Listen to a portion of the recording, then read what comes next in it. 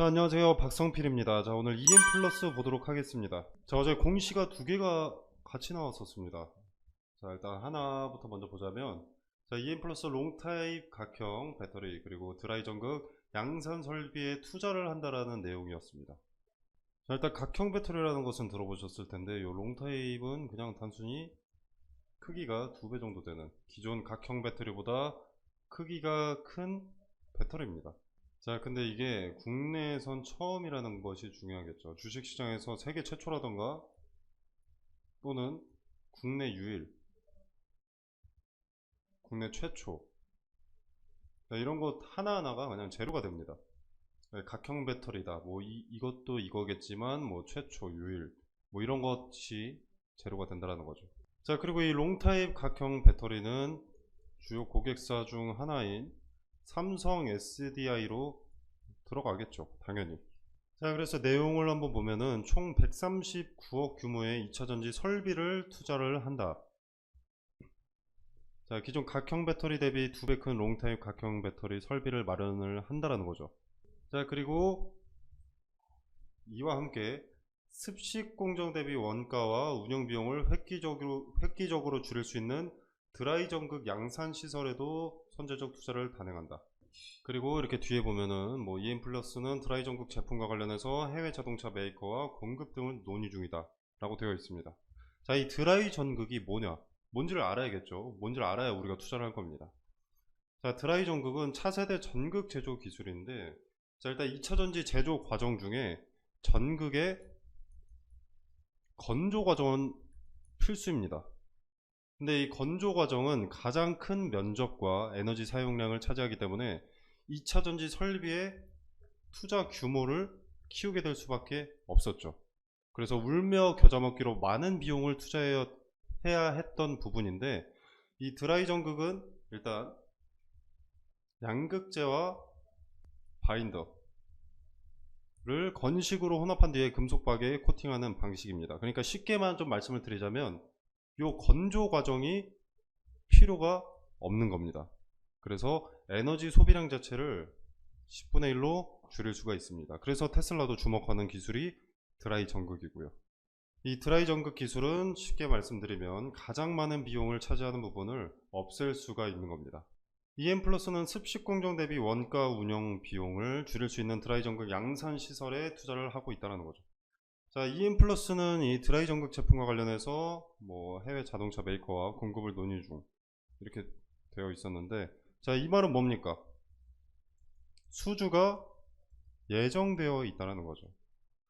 현재 생산 능력으로는 밑에 보면은 뭐 2교대 풀가동 체제에 돌입을 해야만 대응이 가능하다라고 했는데, 요 문장 자체가 2교대 풀가동 체제에 돌입해야만 대응이 가능하다, 요 문장 자체가 수요는 많은데 공급이 따라가질 못해서 증설을 한다 라는 것을 알 수 있습니다. 자, 그리고 여러분들 꼭 아셔야 되는 건 공시와 대주주에 있습니다. 자, 이 부분 관련해서 중요한 부분은 일단 EM 플러스의 지배구조 정점에 누가 있느냐, 금성 축산 지능이 있다. 자, 근데 요 금성 축산 지능은 요 A팀 하모니를 통해서 EM 플러스의 지분을 인수했습니다. 그리고 그 당시에 등장했던 인물이 요 감귤 영농조합의 임권일이라는 사람이고요. 자, 이 사람은 장내 매수를 통해서 지분을 매입을 했습니다. A팀 하모니와 임권일이 지분을 매입한 이후에 무슨 일이 생겼느냐. 자, 그때부터 2차전지와 리튬 사업이 뭐 어쩌고저쩌고 하면서 주가가 급등하기 시작했습니다. 그렇게 EM 플러스는 2차전지로 분류가 됐고요. 자, 그리고 여러분들 꼭 아셔야 되는 거, EM 플러스를 이용해서 여태 무슨 일이 있어 왔는가, 그리고 무슨 일이 일어날 것인가, 여기에 따라서 주가는 어떻게 될 것인가 말씀드리겠습니다. 자, 일단 EM 플러스의 지배구조 정점에는 금성 축산 지능이 있습니다. 금성 축산 지능은 상장사 지분 여러 개를 보유하고 있고 무자본 M&A의 과거 이력이 있습니다. 자, 근데 금성 축산 지능은 A팀 하모니, 지금 대주주죠. 이 A팀 하모니를 통해서 EM 플러스의 지분을 인수를 했습니다. 자, 그리고 그 당시에 등장한 인물이 누구냐면 삼다 감귤 영농조합의 임권일. 자, 이 사람은 장내 매수를 통해서 지분을 매입했습니다. A팀 하모니와 임건일이 지분을 매입한 이후에 무슨 일이 생겼느냐. 자, 그때부터 이제 2차 전지 사업 하겠다, 리튬 사업 하겠다, 뭐 등등으로 해가지고 주가가 급등하기 시작합니다. 자, 그때부터 2차 전지가 분류가 된 거죠. 자, 임건일이 그래서 얼마에 매수를 했느냐. 장내 매수했다고 했잖아요. 자, 2,700원대에 매수를 했었습니다. 그리고 작년 12월에 7,680원에 전량 매도를 때렸습니다. 갖고 있던 모든 지분을 장내 매도로 현금 160억을 확보했습니다. 자, 문제는 EM플러스가 2차전지 공장 개발로 주가가 급등할 때 투자금 납입을 약속한 게 누구냐면 임권일입니다. 임권일. 공장 부지 개발을 위해서 삼다 영농조합법인과 초록원 그리고 테라에셋 이 3개의 법인을 이용해서 총 350억 규모의 전환사채를 발행할 계획이었는데 이게 한동안 계속 자금 조달이 안 됐었습니다. 왜?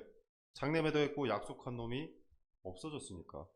자, 뭐 EM플러스라는 기업 자체가 실체 없는 작전주다 이런 것을 말하려는 것은 아닙니다. 실체라는 것은 어느 정도 있으니까 삼성 SDI나 아니면 뭐 현대차 그리고 아람코 뭐 등등과 협업을 준비한다 이렇게 볼 수가 있는 거죠. 근데 문제는 기업이 문제가 아니라 요 사채꾼들의 문제다 이겁니다. 대주주 지분이 문제다 이겁니다. 자, 납입 일정이 계속 바뀌는 것은 알고 계시죠? 이것만 보셔도 알 수 있습니다. 실제 따로 주인이 없는 기업인 겁니다. 지금의 EM플러스는. 임권일 관련한 대주주들은 지금 이 관련 대주주들 전환사채 투자자들 얘네 다 임권일이랑 관련이 있습니다. 아무튼 얘네는 기업의 경영이 목적이 아닙니다. 그냥 전환사채 등으로 투자 이익, 시세 차익 이것이 목적이기 때문에 주가를 띄워 올리고 장내 매도할 계획밖에 머릿속에 없다는 것이 문제인 거죠. 2차전지 사업을 어떻게 확장시킬 것이냐, 어떻게 공급사를 키워나가고 생산 캐파를 늘릴 것이냐, 기업이 나아갈 방향성, 계속성이 중요한 게 아니라 언제 장내 매도할까 이것만 고민이라는 겁니다. 자, 그리고 현 대주주 A팀 하모니 얘네도 보유 지분이 지금 4.16% 밖에 되지 않죠. 장내 매도에도 의무 공시할 이유가 없다라는 거죠. 자, 2차전지 사업 진출은 분명 호재입니다. EM플러스가 실체가 없었다면 삼성 SDI, 현대차를 고객사로 둘 수도 없었을 것이고 아람코와 협업에 대한 내용도 나올 수가 없었겠죠.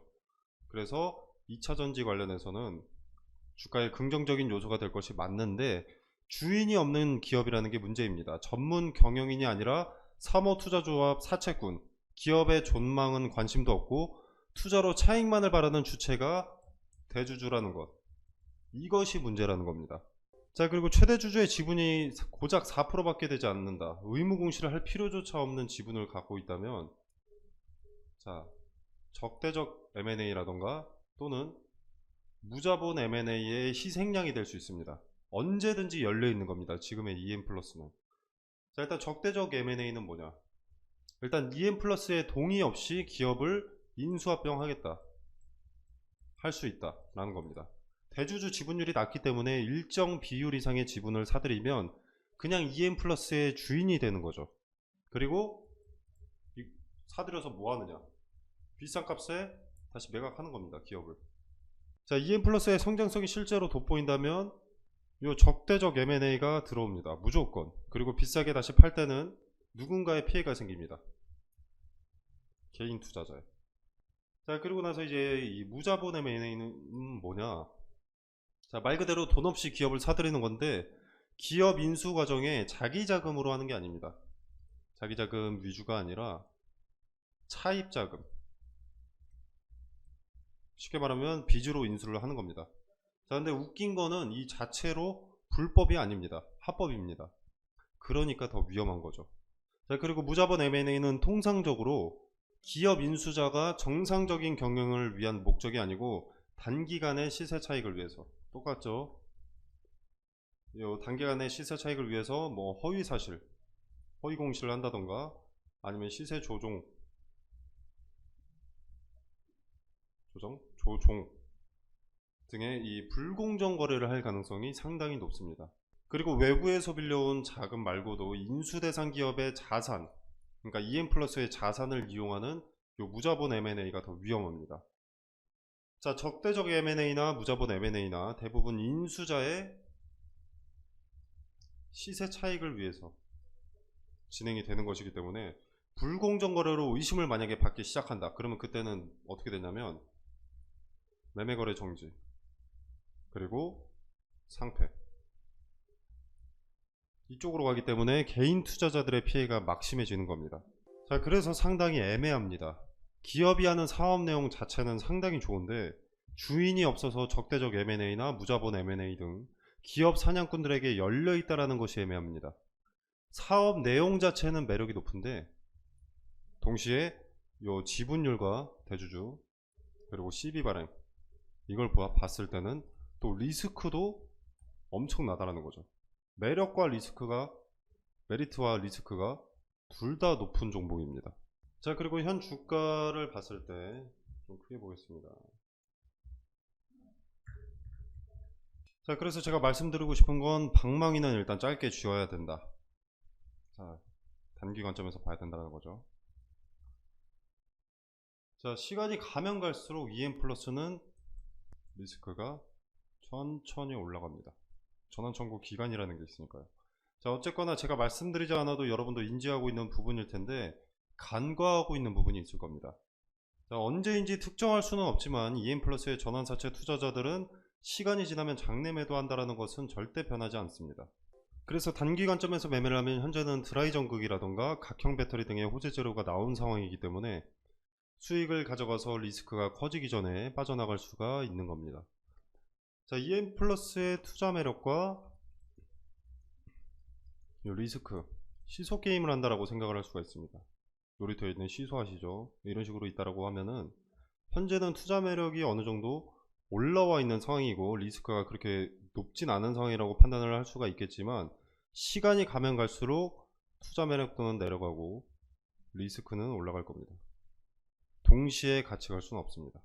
자, 그리고 현 주가는 반등 구간 이렇게 조정을 맞고 다시 반등하면서 약간 고점에 있다라고 판단할 수 있습니다. 자, 대부분의 전환가액이 3, 4천원대죠. 자, 보시면은 전환가액 대부분이 3천원에서 3천원 후반, 3, 4천원대입니다. 자, 현 주가 기준으로 보더라도 이미 3, 4배 가까운 상승이죠. 전환 청구 기간이 되면 장내 매도가 들어올 수 있습니다. 자, EM 플러스의 총 상장 주식수는 약 6,060만 주입니다. 자, 이 상황에서 5%라고 하면 약 300만 주고요.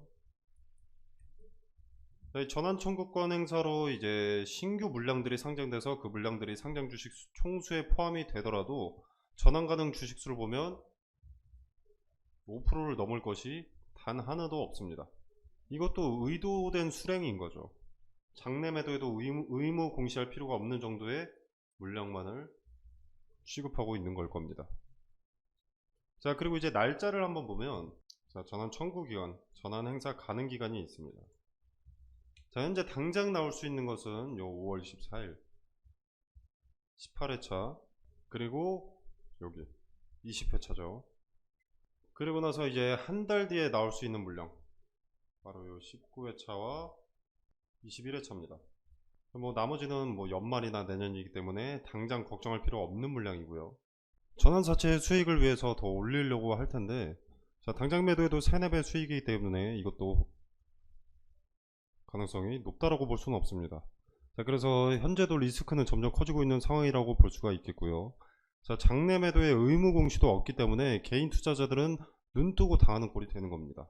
자, 그리고 보시면 납입일을 또 연기를 했습니다. 상습 납입 유예는 주가 하락에 영향을 미치죠. 2차전지 관련 사업에 차질이 생길 것으로 우려하는 그런 투심을 무너뜨리는 행위입니다. 자, 전환사채 납입이 연기된다는 것은 자, 일단 자금이 들어오지 않는다라는 것과 같기 때문에 투자 유치에 실패하는 것 아닌가. 투자 유치를 실패하는 것은 기업의 기술력이 사실 하찮은 것은 아닌가. 이런 인식을 심어줄 수 있다라는 거죠. 자, 결국 EM 플러스는 지금 리스크가 점점 높아지고 있는 상황입니다. 다만 역설적으로 전환사채 투자자들의 수익을 위해서는 주가를 관리해야 될 겁니다. 즉 단기간 폭락할 가능성은 적다라는 거죠. 전환 청구 사채 중에서 전환 청구권 행사가 가능한 것은 18회차와 20회차밖에 없습니다. 현재는. 나머지를 위해서 이 주가 관리를 좀 해야겠죠. 자, 위험하지만 리스크는 크지만 단기간 수익을 낼 수 있는 전략이 있습니다. 자, 상단의 전화번호 010-2764-3885번으로 EN 플러스라고 문자 메시지를 남겨주시면 매도 타점 말씀드릴 텐데, 제가 어떤 근거로 매도해야 된다고 하는지 자세하게 말씀을 드리고요. 매도 타점 말씀드리도록 하겠습니다. 자, 여러분이 지금까지 설명 듣고 언제 매도해야 되는지 알겠다라면 스스로 해결하시면 되겠지만, 그래서 언제 매도를 해야 되는가 모르겠다라고 하시면 위에 번호로 평단, 여러분들 평단 그리고 수량 몇 주 갖고 있는지 이거 말씀해 주시면 상황에 맞는 대응 전략 설명드리도록 하겠습니다. 자, 제가 방망이는 짧게 쥐어야 한다고 했었죠. 위험 부담이 큰 종목에서 굳이 큰 수익을 내려고 하지 않아도 됩니다. 주어진 짧은 기간 내에 손실을 최소화하거나 수익을 극대화하고 여기서 발생한 기회비용을 리스크가 적고 투자 매력이 높은 종목에서 살리면 되는 겁니다. 자, 그래서 지금 2차전지에서 리스크가 없으면서 없는 건 없죠. 리스크가 없는 게 아니라 리스크가 낮으면서 투자 매력도가 높은 종목이 무엇이냐. 자, 일단 2차전지 광풍은 다시 시작이 될 겁니다. 미국의 인플레 감축법이나 유럽의 핵심 원자재법의 수혜를 받고 이때 2차전지 광풍의 중심이었던 양극재라던가 양극재 또 핵심 소재인 리튬을 제외하고 후발 수혜가 될 종목이 있습니다. 테마가 있습니다. 자, 그래서 2차전지 후발 수혜 종목 공유와 종목을 여러분이 스스로 선정하는 방법에 대해서 설명을 드리도록 하겠습니다. 자, 일단 종목을 선정할 때는 가장 중요한 것이 테마입니다. 테마. 그리고 요 안에서 대장주를 찾으면 이것이 제2의 금형, 제2의 에코프로가 되는 거고요. 자, 그럼 요 테마라는 것은 어떻게 찾느냐? 간단합니다. 세계 경제에 관심을 파악을 해야 됩니다. 세계 경제가 어디에다가 자금을 집중적으로 쏟아붓는지. 자, 간단한 예시로 코로나 때는 어떻습니까? 마스크, 진단키트, 백신, 치료제, 이것들이 강세였죠. 전 세계가 주목하고 필요했던 테마입니다. 국내 같은 경우에는 병상이 수혜를 입기도 했었는데 이거는 각 국가별로 확진자 수가 다릅니다. 그리고 땅덩어리가 다르죠. 그래서 공통사항이 될 수 없기 때문에 일로는 자금이 투입될 수가 없었습니다. 코로나 때는 마스크, 진단키트, 백신, 치료제가 전 세계가 필요로 했던 것이기 때문에 이 네 가지의 수급이 올릴 수밖에 없었던 거죠. 자, 그리고 다른 예시를 하나 들어보겠습니다. 자, 우리 러시아와 우크라이나가 전쟁이 났을 때 이때는 일단 곡물과 사료에 수급이 몰렸는데 일단 러시아와 우크라이나가 곡창지대입니다. 곡창지대인 두 국가가 전쟁을 해버리니까 곡물 수출이 나가야 되는데 수출 길이 막혀버린 거죠. 그래서 곡물과 사료값의 상승으로 이어졌고 이 곡물과 사료값의 상승은 우리의 필수 소비재인 식자재 값의 상승으로 이어졌습니다. 전쟁이 우리 같은 일개 국민 한 명의 일상에까지 침범하기 시작한 겁니다. 자, 그리고 값이 오른다는 것은 뭡니까? 관련 수혜주의 이익이 증가한다는 것이죠. 자, 예를 들어서 수혜주가 A라는 상품을 기존에 100원에 팔았다.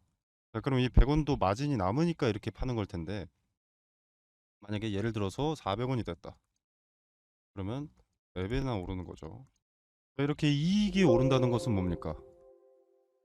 자, 뭐 파이프라인 확장으로 뭐 재료가 추가된다 라거나 또는 수요를 맞추기 위한 공급을 위한 뭐 증설 또는 뭐 토지 매입, 이것도 재료 추가죠. 그리고 잉여 이익금으로 배당금의 증가라던가, 즉 주가 상승에 호재 기대감이 생기는 겁니다. 그래서 수급이 몰리고 주가가 상승을 하게 되는 거죠. 그리고 지금은 전기차의 빠른 성장으로 2차 전지가 강세입니다. 현재 진행 중이고요.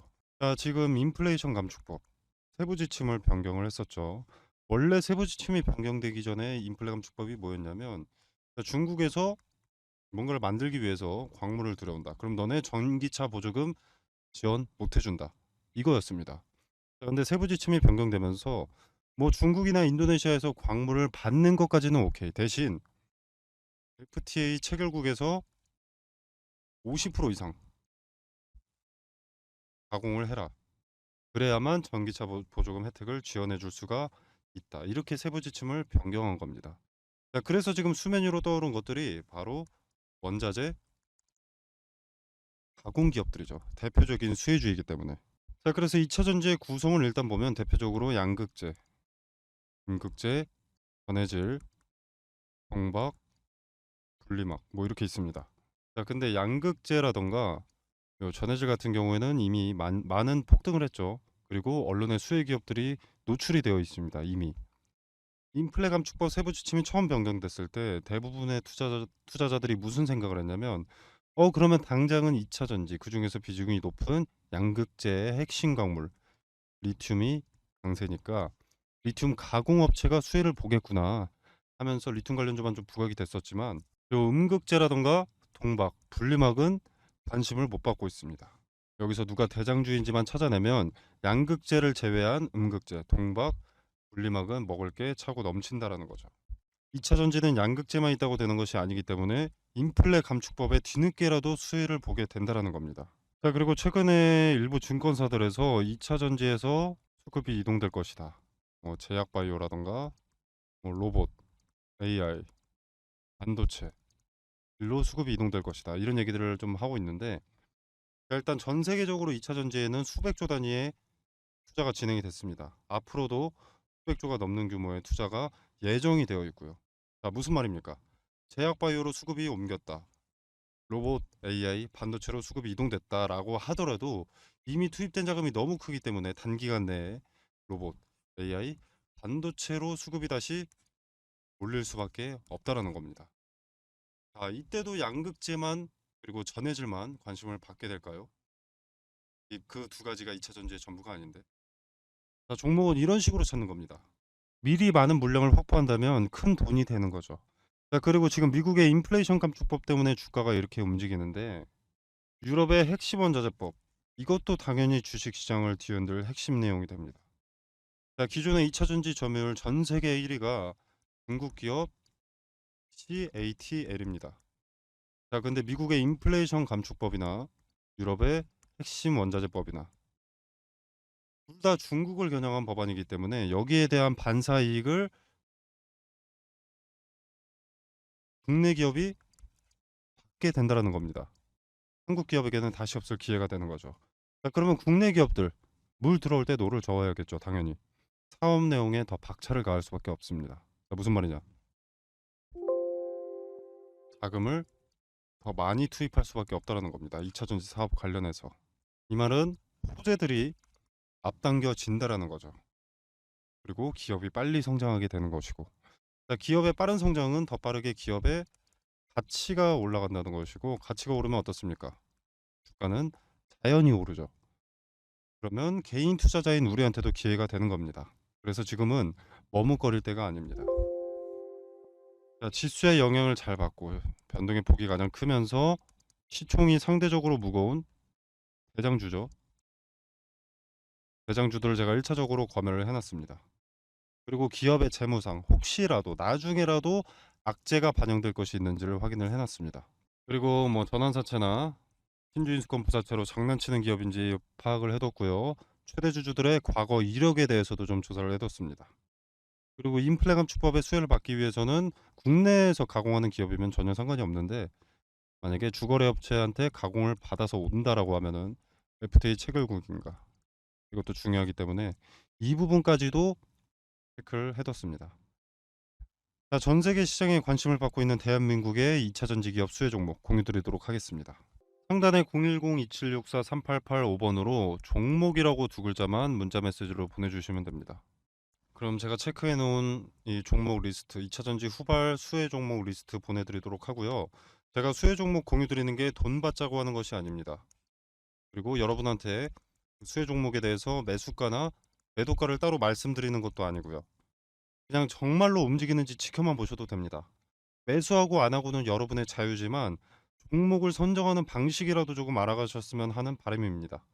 그래서 그저 지켜만 보시더라도 어떤 방식으로 종목을 선정했는지, 왜 이 종목을 선정했고, 종목 선정 전에는 어떤 것을 체크했는지 다 세세하게 말씀드리니까 한번 지켜라도 보시길 바라겠습니다. 자, 오늘 준비한 영상은 여기까지고요. 여러분의 성공 투자를 기원하면서 마무리하도록 하겠습니다. 감사합니다.